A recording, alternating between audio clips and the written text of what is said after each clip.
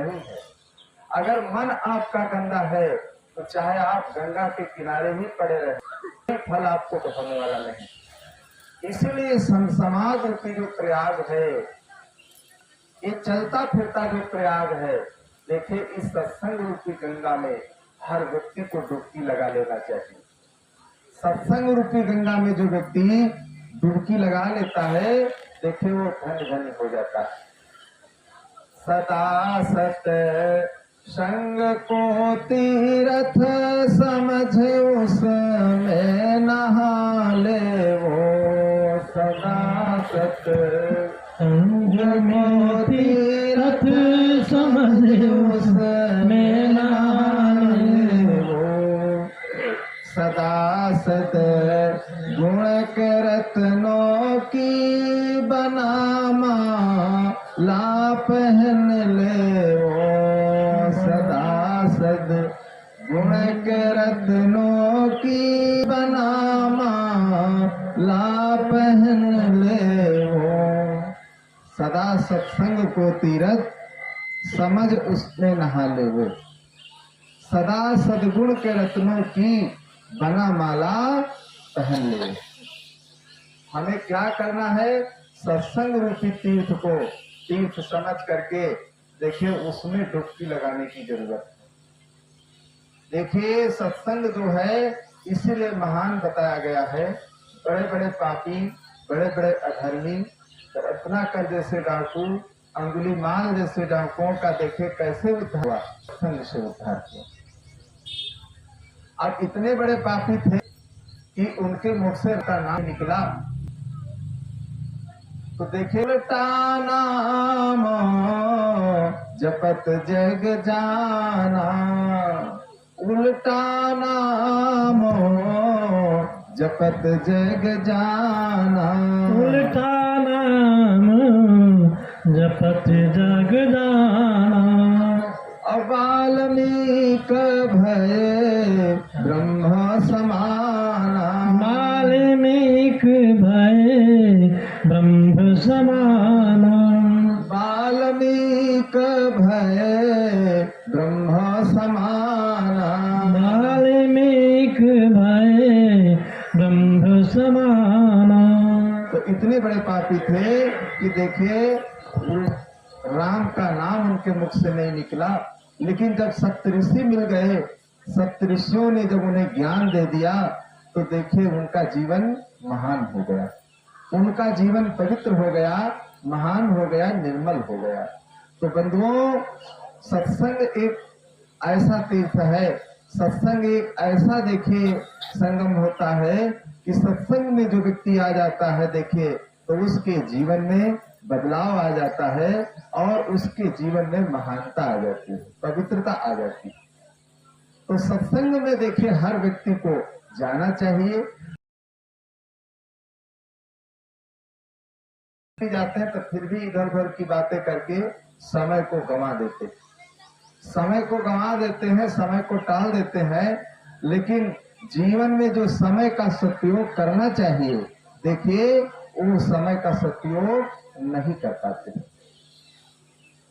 इसलिए साहब कहते हैं कि भाई सत्संग जो है, ये सत्संग जो है सत धन संग, जहाँ पर सत्य की चर्चा की जाए, जहाँ पर ज्ञान की बातें बताई जाए, जहाँ पर मनुष्य को जीने की राह बताई जाए कि हम कौन है, हमारा कर्तव्य क्या है और हम कहाँ से आए हैं और हम कहाँ को जाएंगे, एक मनुष्य जीवन हमें क्यों मिला है और मनुष्य जीवन मिला है तो हमें क्या करना चाहिए,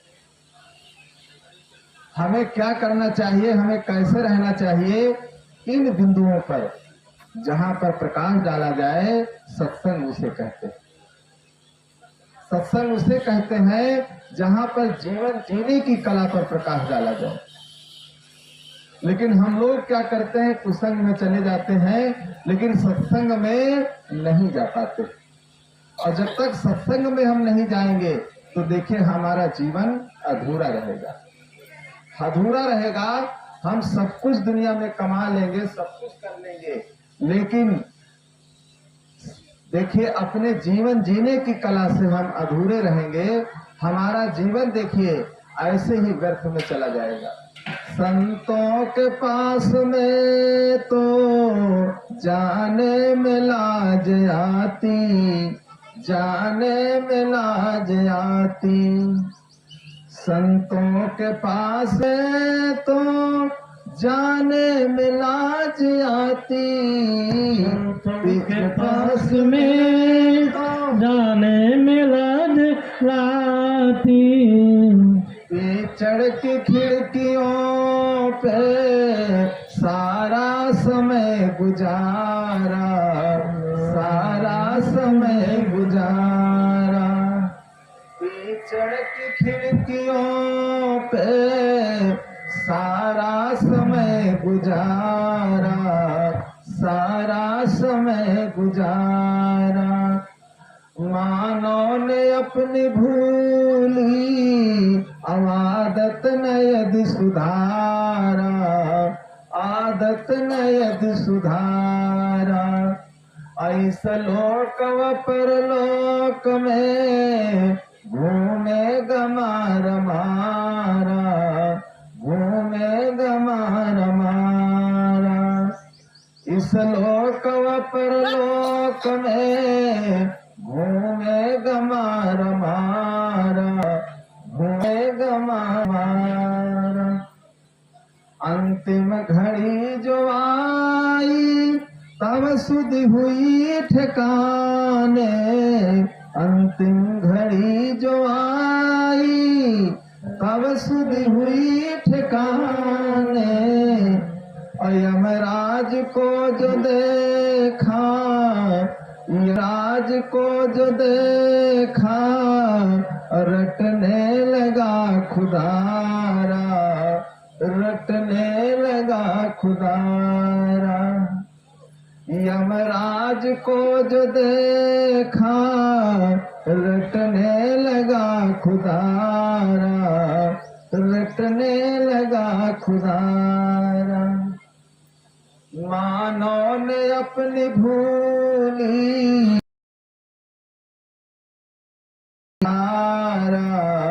आदत न यदि सुधारा। ऐसे लोक व परलोक में घूमेगा मार मार, घूमेगा मार मार।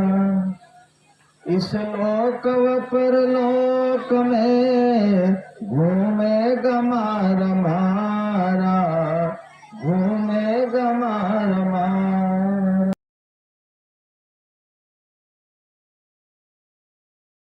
इस लोक व परलोक में घूमेगा मारा मारा। तो अगर गंदी आदतों का हमने सुधार नहीं किया तो देखिए ना इस लोक में हमें ठौर मिलेगा और ना उस लोक में ठौर मिलेगा। भजन का मतलब यही है, सत्संग में जाने का मतलब यही है, गंदी आदतों का सुधार करना, अपने जीवन को अच्छा बनाना, अपने जीवन को निर्मल बनाना। देखिए जीवन को जो निर्मल बना लेता है तो सारी गंदी आदतें देखिए उसे छूट जाती है। आज गंदी आदतें ही तो मनुष्य को परेशान करती है। जिसके जीवन में कोई देखे गंदी आदत नहीं है उसे कोई परेशानी नहीं, उसे न कोई परेशानी है, न कोई कष्ट है, न कोई पीड़ा है और न कोई दुख है, न कोई संकट है, न कोई मुसीबत है। और जब गंदी आदतों का शिकार व्यक्ति जब बन जाता है तो देखिए नाना प्रकार के कष्ट और मुसीबत और ये सब उसके जीवन में गंदी चीजें पैदा होती रहती हैं और जीवन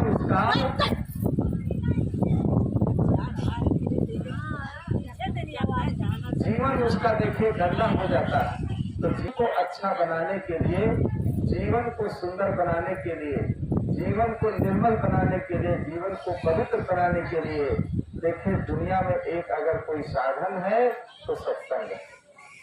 इसलिए सत्संग का जैसे हम भोजन, जलपान, ऑक्सीजन, न मालूम कितनी इन सब चीजों की आवश्यकता जीवन में हम समझते हैं, बिना इनके हमारा जीवन नहीं चलता है। तो इसी प्रकार हम सारी चीजों की तो आवश्यकता जीवन में समझ लेते हैं, लेकिन सत्संग की आवश्यकता जीवन में हम नहीं समझ पाते। और सत्संग की जीवन में जब आवश्यकता हम नहीं समझ पाते हैं तो हमारा जीवन देखिए अधूरा रह जाता है।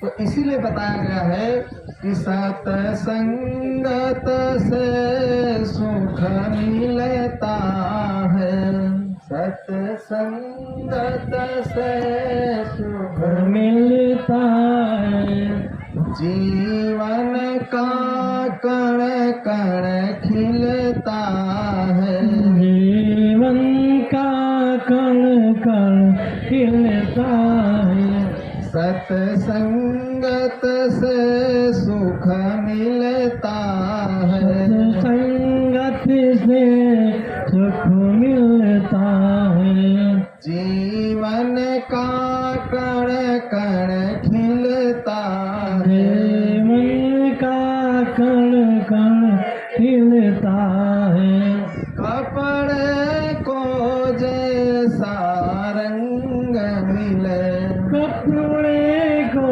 जैसा रंग मिले, मानो को जैसा संग मिले, मानो का जैसा संग मिले, वह उसी रंग में रंगता है, वह उसी रंग में रंगता है, जीवन का कण कण खिलता है, जीवन का कण कण खिलता है, सत्संगत से सुख मिलता है, सत्संगत से सुख मिलता है, सत्संगत से सौभाग्य जगे, सत्संगत से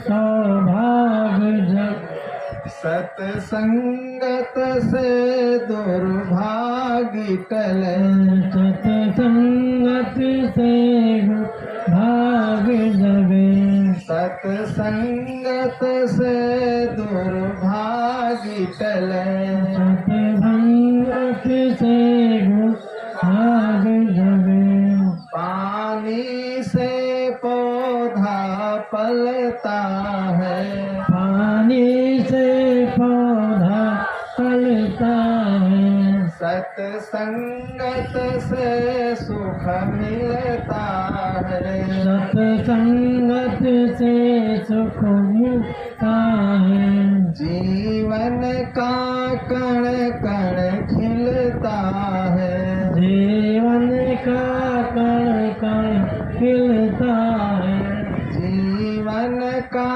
कण कण खिलता है, जीवन का कण कण खिलता है, सत्संगत से सद्ज्ञान मिले, सत्संगत से सत ज्ञान मिले, सत्संगत से अज्ञान टले, सत्संगत से ज्ञान टले, सत्संगत से अज्ञान टले, सत्संगत से ज्ञान टले, चाबी से ताला खुलता है, चाबी से ताला खुलता है, जीवन का कण कण खिलता है, जीवन का कण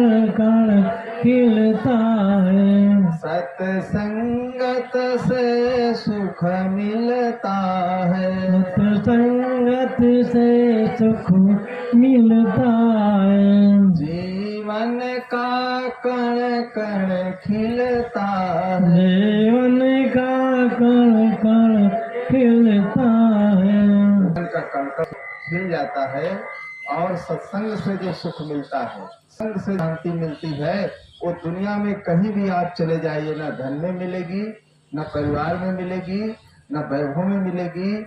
इसलिए हर व्यक्ति को सत्संग में प्रेम करना चाहिए, सत्संग में प्रेम करना चाहिए।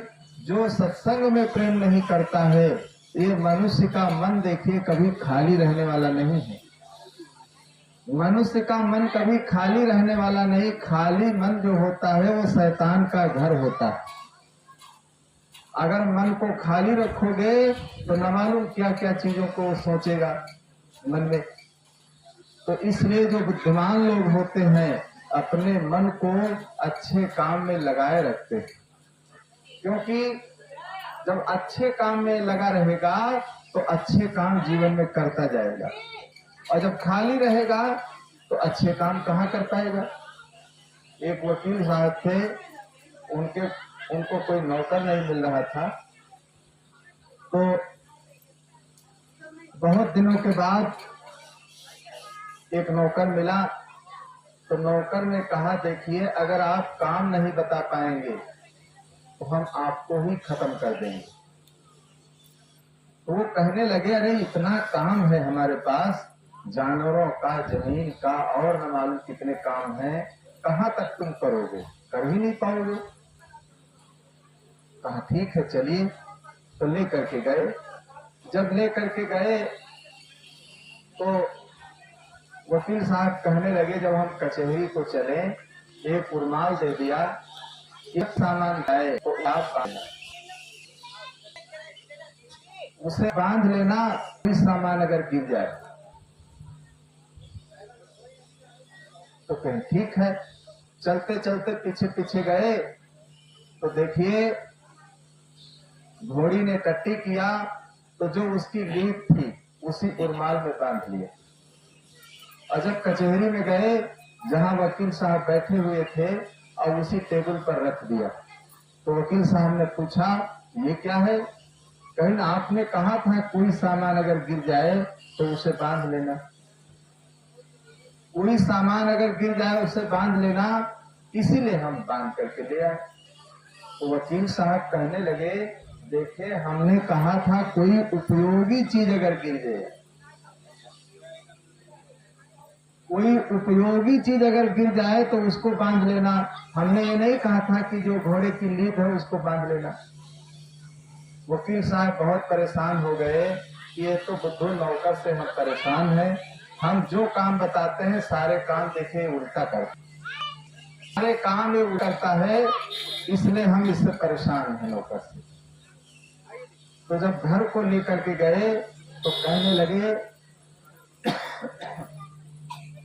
ऐसा है आप घर के ही काम काज करिए, घर के ही काम काज करिए और कचहरी अब आज से मत आना। लेकिन कोई अगर घटना घर में घट जाए, कोई अगर घटना घर में घट जाए तो तुम आकर के बताना। तो कुछ दिनों के बाद देखिए क्या हुआ, वकील साहब के एक लड़की का जन्म हुआ। तो लोगों ने कहा जाओ जल्दी वकील साहब से बताओ। तो वकील साहब से जब गए बताने, जो कचहरी का गेट था, कचहरी के गेट से देखे हल्ला मचाने लगे कि वकील साहब तुम्हारे लड़की का जन्म हुआ। सारी कचहरी में हाहाकार मच गया। वकील साहब लज्जित हो गए। तो वकील साहब कहने लगे, कोई बात धीरे से कही जाती है, कोई जोर से कही जाती है, तुम्हें ये अकल नहीं है कि किस बात को कैसे कहना चाहिए। हर बात में देखिए बुद्धि लगती है, विवेक लगता है कि कितना कहना चाहिए, कितना नहीं कहना चाहिए, कहाँ जाना चाहिए, कहाँ नहीं जाना चाहिए। हर चीज में देखिए विवेक की जरूरत है। बिना विवेक के देखिए कोई काम होने वाला नहीं। बिन विवेक भटकत फिरे और पकड़ शब्द की छां। तो कहा ठीक है, अब घर में रहना, लेकिन कोई बात हो तो भाई उससे धीरे से बताना चाहिए। कुछ दिनों के बाद वकील साहब के घर में आग लग गई। जब आग लग गई तो आग को बुझाने के लिए कहा, जाओ जल्दी तुम कचहरी बताओ, तो जल्दी वो फोन कर दे बुझाने वाली गाड़ी आ जाए। तो जब गए वकील साहब, तो आग लग गई, तो जल्दी वो बुद्धू नौकर गया पीछे पीछे, और जाते ही जाते देखे क्या कहता है, जाते ही जाते हल्ला मचाया और जब गेट के सामने खड़ा हुआ तो बिल्कुल शांत खड़ा रहा। वकील साहब कुछ लिख रहे थे तो कहा, अरे जब वकील साहब भाई कलम बंद करेंगे तभी तो कहेंगे। तो जब कलम उन्होंने बंद किया तो बुद्धू नौकर ने क्या किया, वकील साहब के कान में जाकर चुपके से कहा कि वकील साहब तुम्हारे घर में आग लग गई। तो माथा पीट पीट कर वकील साहब रोने लगे कि हाय घर जल करके तो राख हो गया होगा। अरे हल्ला मचाकर कहना चाहिए जब आग लग जाए कि कान में धीरे से कहता है, लेकिन वो बुद्धू था, वो सारे काम उल्टा करता था। जब तक वकील साहब गए तो क्या देखा, घर जल करके राख हो गया। घर जल करके राख हो गया। ऐसी स्थिति देखिए घर में आ गई। तो बंधुओं, ये बुद्धू नौकर कौन है? मन।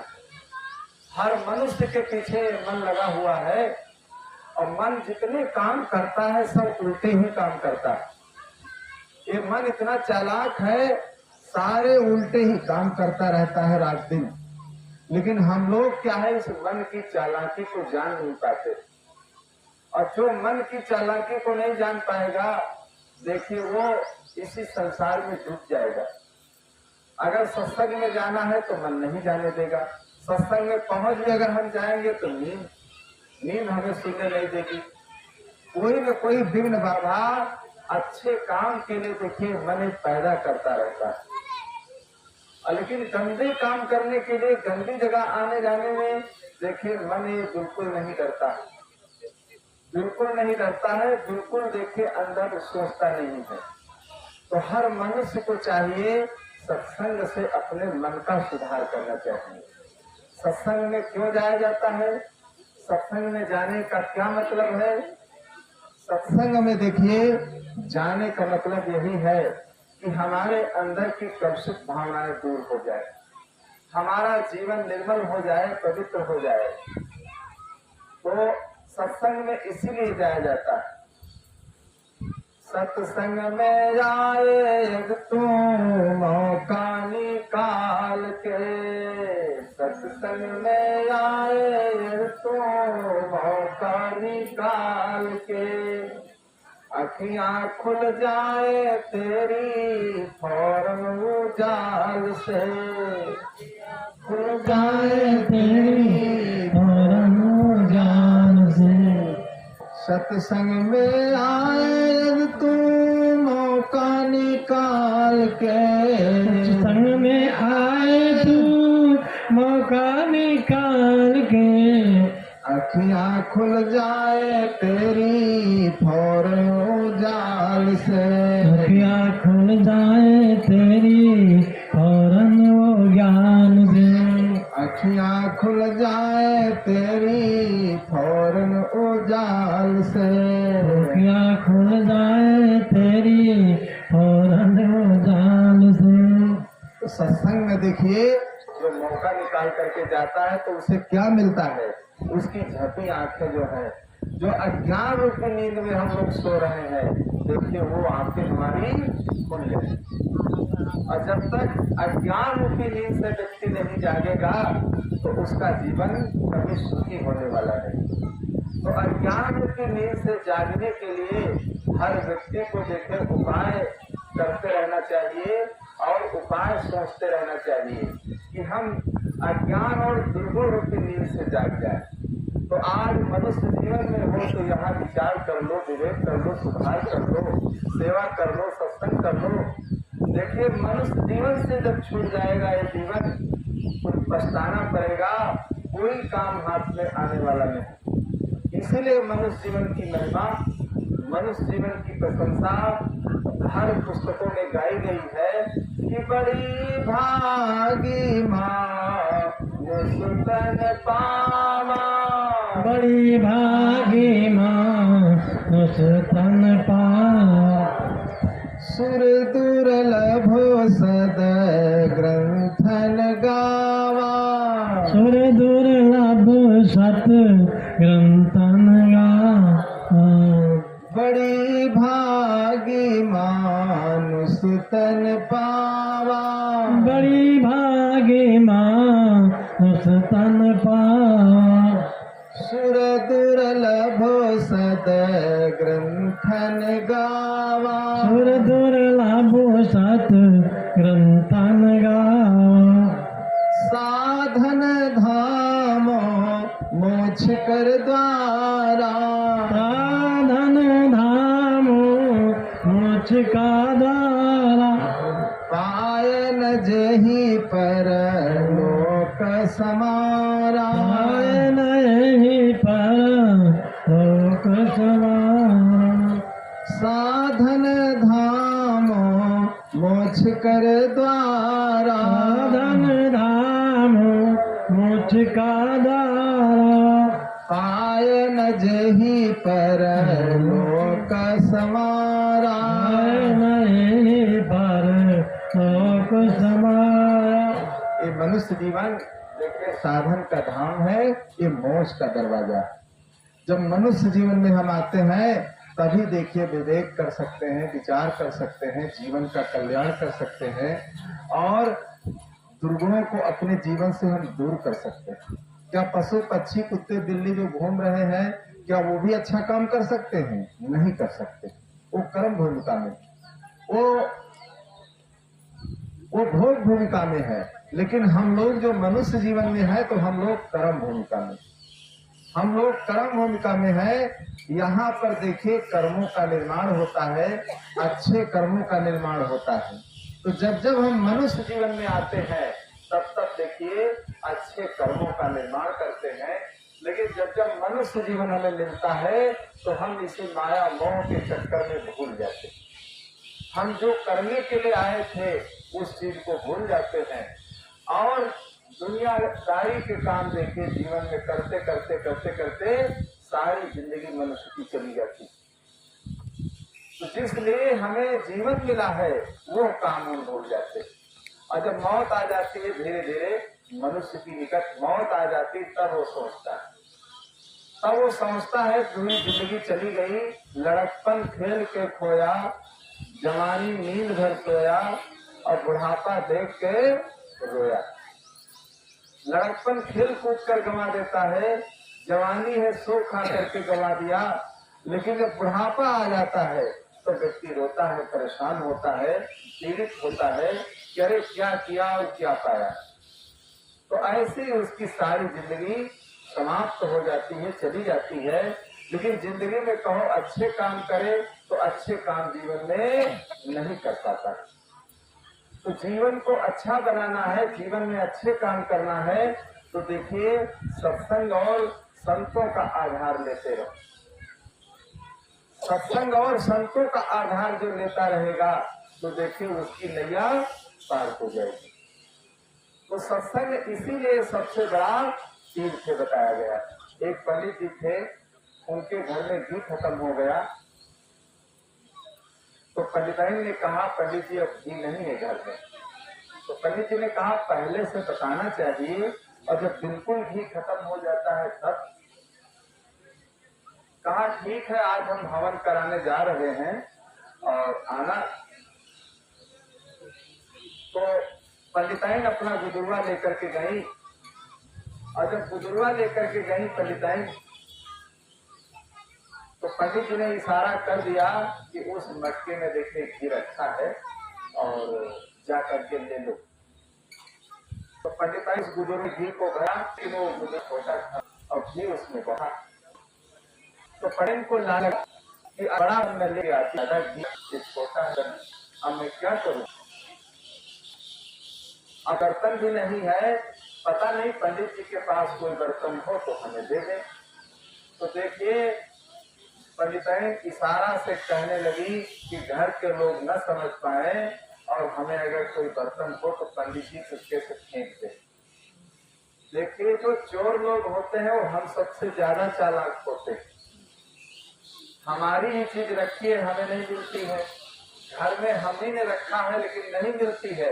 लेकिन चोर बाहर से आता है देखिए वो खोज लेता है, चढ़ करके रात में देखिए खोज करके लूट फूक करके चला जाता। अगर बुद्धि न हो चोरी करने में भी बुद्धि लगती है। दुनिया के जितने काम है हर काम में बुद्धि लगती है। बुद्धि से काम लेकर हो जा तू जग से न्यारा।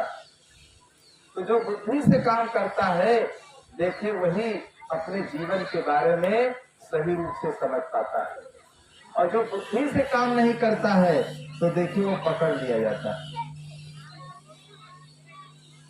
तो पंडिताइन कहने लगी कि घ्यो अम्बा तैनाही गुदरुआ है छोट, घ्यो अम्बा तैनाही गुदरुआ है छोट। ओम नमो नमः। ओम श्री गणेशाय नमः स्वाहा।